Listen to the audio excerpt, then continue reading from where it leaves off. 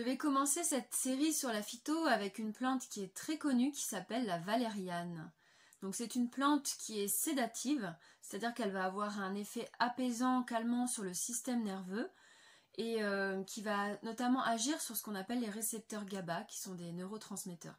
Donc c'est une plante simple, qui est reconnue comme une plante simple en pharmacie, mais qui est très efficace. Par contre, je vous mets en garde parce qu'elle a une odeur vraiment très spéciale. Donc si vous en achetez, il faut le mettre dans un bocal bien fermé. C'est une plante qu'on connaît depuis l'Antiquité. Donc elle a des propriétés sédatives, anti-stress. Elle est légèrement anxiolytique, c'est-à-dire qu'elle calme les angoisses, l'anxiété, les états dépressifs légers, plutôt la déprime que la dépression. Et sur le plan cardiovasculaire, elle est hypotensive, c'est-à-dire qu'elle va réduire la tension artérielle. C'est une plante qu'il faut prendre sur une courte durée. On conseille environ 10 jours parce qu'elle peut créer une accoutumance. Elle aide aussi parfois au sevrage pour les fumeurs. Elle est déconseillée pour les femmes enceintes et les enfants. Et vous pouvez la trouver sous forme donc de plantes sèches et en faire non pas une infusion parce qu'on utilise les racines, mais faire une décoction. Donc c'est vraiment plus résistant, donc il faut y aller. Je vous donnerai la mode d'emploi pour faire une décoction si vous ne connaissez pas.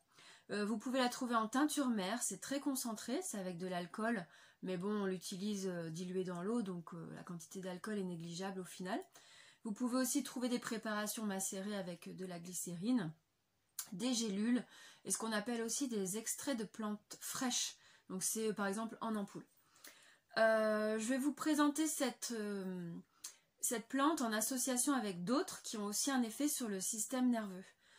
Donc moi je l'ai conseillée cette semaine pour une personne qui a des difficultés d'endormissement parce qu'elle est vraiment intéressante pour l'entrée dans le sommeil et notamment pour les personnes qui sont très dans le mental, qui ont beaucoup de rumination, c'était le cas de ma cliente, voire une hyper-excitation mentale ou physique. Donc là c'est très intéressant, on peut la conseiller avec de la passiflore, avec du pavot de Californie ou avec de la camomille, donc c'est une belle synergie. Elle a aussi un effet pour les personnes qui ont subi un choc nerveux, un choc émotionnel, ce qui peut être votre cas en ce moment parce qu'il y a quand même beaucoup de personnes qui se sentent sonnées, vraiment atteintes par la situation, qui ont du mal à revenir à flot, donc c'est vraiment une plante qui peut vous convenir en ce moment.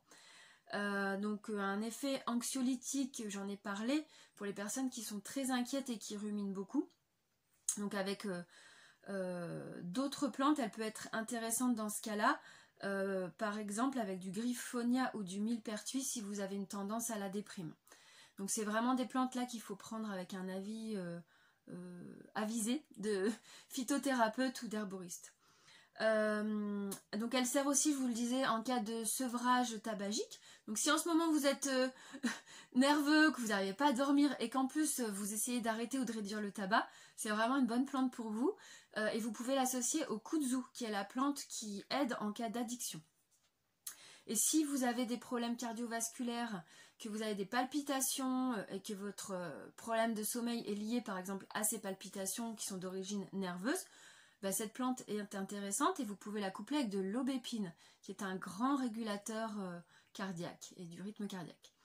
Voilà, donc les précautions, je vous l'ai dit, c'est pas pour les femmes enceintes ni pour les enfants, c'est aussi qu'elle a une très mauvaise odeur, mais sinon c'est une plante qui est vraiment bien tolérée, qui est assez efficace au bout de quelques jours quand même. Il ne faut pas penser que les plantes du système nerveux, vous allez en prendre une fois et ça va régler votre problème.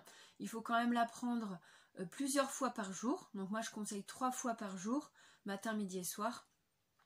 Et puis sur une dizaine de jours. Ou alors un peu moins en dosage et un peu plus longtemps. Donc là c'est tout l'art du thérapeute pour vous conseiller sur la posologie. Bon, j'espère que ce format court vous a plu et que vous avez testé la valériane. Si vous l'utilisez déjà, dites-moi. Si vous aimez son odeur, dites-moi aussi.